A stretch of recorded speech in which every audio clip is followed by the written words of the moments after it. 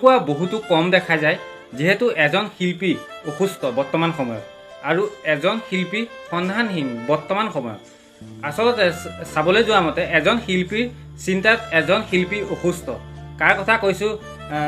কথা কৈছোঁ গম পাইছেই চাগে আপোনালোকে কিয়নো এতিয়া বৰ্তমান সময়ত ৰমেন বৰুৱা এজন শিল্পী তেওঁ চিন্তাত আচলতে জুবিন দা যিহেতু গুৱাহাটী নেমকেয়াৰ হস্পিটেলত এডমিট হৈ আছে বৰ্তমান সময়ত আচলতে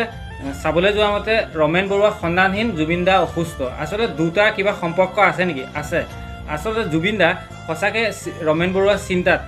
অসুস্থ হ'ল নেকি চিন্তাতে ভিতৰে খুলি খাই আছে নেকি তেওঁ যে আপোনালোকে ভিডিঅ'ৰ মাধ্যমে দেখিবলৈ পাইছিলে কেইদিনমান পূৰ্বে যিহেতু জুবিন দা একদমেই সুস্থ আছে দিনে ৰাতিয়ে একাকাৰ কৰি ৰমেন বৰুৱা যিহেতু এজন শিল্পী তেওঁৰো ভাল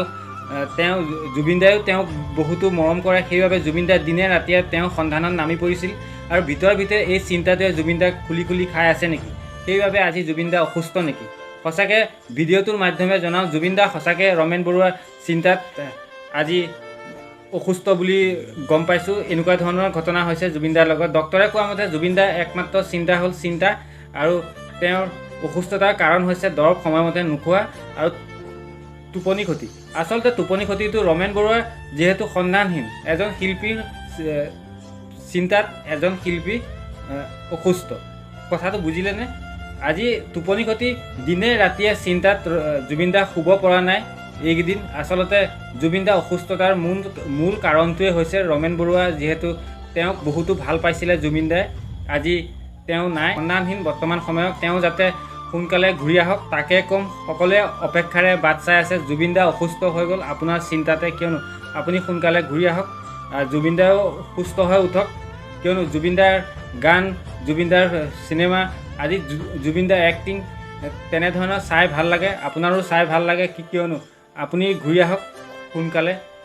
কিয়নো জুবিন দাও আজি আপোনাৰ চিন্তাতে অসুস্থ হৈ গৈছে সেইবাবে কৈছোঁ ঘূৰি আহক জুবিন দাও সুস্থ হৈ উঠক তাকে ক'ম ভিডিঅ'টো কেনেকুৱা লাগিছে জনাবলৈ নাপাহৰিব আজি সঁচাকৈ জুবিন দাই সঁচাকৈ ৰমেন বৰুৱা যিটো সন্ধানহীন জুবিন দাই সঁচাকৈ বহুতো ভাল পায় সেইবাবে জুবিন দা আজি অসুস্থ হ'ল নেমকেয়াৰ হস্পিটেলত তেওঁ এডমিট হৈ আছে বৰ্তমান সময়ত তেওঁ সুস্থ বুলি ডক্টৰে জনাইছে সোনকালে সুস্থ হৈ উঠক আৰু জুবিন দা ইমান চিন্তা কৰি নাথাকিব আপুনি কিয়নো আপুনি থাকিলেহে আমিবোৰ থকা নিচিনা হয় সেইবাবে সোনকালে সুস্থ হওক ৰেষ্টত থাকক ভাল হওক সোনকালে আকৌ আগৰ দৰে উভতি আহক ভিডিঅ'টো কেনেকুৱা লাগিছে জনাবলৈ নাপাহৰিব আজিলৈ ইমানে আছিলে বাই বাই